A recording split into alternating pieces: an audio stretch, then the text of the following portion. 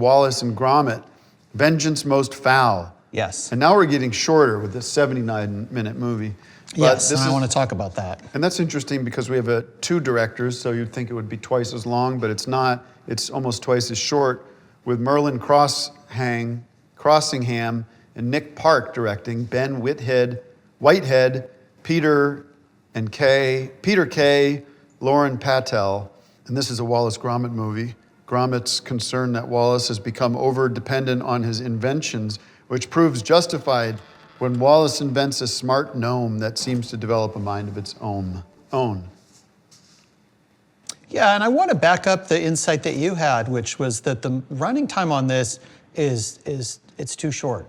It's too short. Mm-hmm. When you consider that this movie, for all its faults, will enter the Guinness Book of World Records because it is the longest time between an original movie and the sequel. It's been 19 years since the previous Wallace and Gromit movie.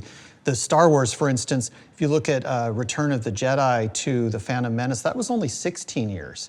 So my question is, if you had 19 years to come up with this movie, why is it 6 minutes shorter than the original? Yeah. That doesn't make any sense. What were they doing? Shame on Wallace and Gromit for that. And I think people should, I think almost like Desi Arnaz would say to Lucy, you have some explaining to do, Hollywood, because this is a raw deal that people are getting.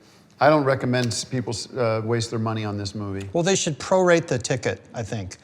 Basically, you should get $1 off for every minute that it is shorter than the original movie, if it's a sequel.